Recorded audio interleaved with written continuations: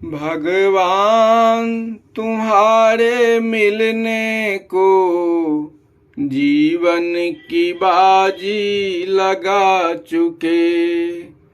तुम मानो या न हमें मानो, हम तुमको अपना बना चुके। कड़ी मुनि चरण सरोज प्रणामा, आय सुपाई कीन विश्रामा। विगत निशा रघुनायक जागे, बंधु बिलो की कहन अस लागे। फिर मुनि के चरणों कमलों को प्रणाम कर और उनकी आज्ञा पाकर विश्राम करने लगे। जब प्रातः काल हुआ और श्री रामचंद्र जी सोकर उठे, तब भाई लक्ष्मण को देखकर ऐसा कहने लगे। उएऊ नरन अवलोकहु ताता, पंकज कोक लोक सुखदाता। बोले लखनु जोड़ी जुग पानी, प्रभु प्रभाव सूचक मृदुबानी। हे भाई उठो, देखो कि कमल लोक और चक्रवाकों को सुख देने वाले सूर्य उदय हो गए हैं।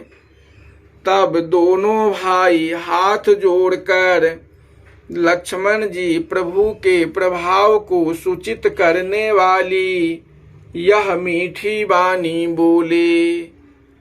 अरुणोदय सुकुचे कुमुद उड़गन ज्योति मलिन, जिमी तुम्हार आगमन सुनी भये निरपति बलहीन। मंगल भवन अमंगल हारी, द्रवहु सुदशरथ अजीर बिहारी। जैसे अरुणोदय होने से कमल संकुचित हो जाते हैं और तारागणों का तेज मलिन हो जाता है, वैसे ही आपका आगमन सुनकर राजा लोग बलहीन हो गए हैं। नृप सब नखत करही उजियारी, टारी न सकही चाप तम भारी। कमल कोक मधुकर खगनाना, हर्ष सकल निशा अबसाना।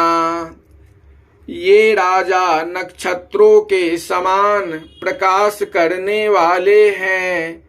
जैसे धनुष की गंभीरता रूप अंधकार को टाल नहीं सकते, जैसे रात्रि के अंत में कमल, चक्रवाक, भौरे और अनेक पक्षी प्रसन्न हो जाते हैं, ऐसे ही प्रभु सब भगत तुम्हारे होई टूटे धनुष सुखारे। उयऊ भानु बिनु श्रम तम नासा, दूरे नखत जग तेजु प्रकाशा। वैसे ही हे प्रभु, धनुष टूटने पर आपके समस्त भक्त सुखी होंगे। जैसे सूर्य के उदय होते ही बिना परिश्रम अंधकार का नाश हो जाता है, नक्षत्र छिप जाते हैं तथा संसार में प्रकाश फैल जाता है। रवि निज उदय ब्याज रघुराया, प्रभु प्रताप सब नृपन दिखाया। तब भुज बल महिमा उद्घाटी, प्रगति धनु विघटन परिपाटी। ऐसे ही सूर्य ने अपने उदय के बहाने राजाओं को अपना प्रभाव दिखलाया है। आपकी भुजाओं के बल ने आपकी महिमा स्थापित की। धनुष का टूटना तो परंपरा से चला आता है। बंधु बचन सुनि प्रभु मुस्काने, होई शुचि सहज पुनित नहाने। नित्य क्रिया करी गुरु पहि आए, चरण सरोज सुभग सिर नाये। भाई की बात सुनकर प्रभु मुस्का दिए और स्वभाव से ही पवित्र प्रभु ने स्नान किया। फिर संध्यादिक क्रियाओं को कर गुरु जी के पास आए तथा सुंदर कमलवत चरणों में सिर झुकाए। सतानंदु तब जनक बोलाए, कौशिक मुनि पहीं तुरत पठाए। जनक विनय तिन आई सुनाई, हर्ष बोल लिए दो भाई। उसी समय राजा जनक ने सतानंद को बुलाकर शीघ्र विश्वामित्र जी के पास भेजा। उन्होंने जाकर जनक जी की प्रार्थना कह सुनाई।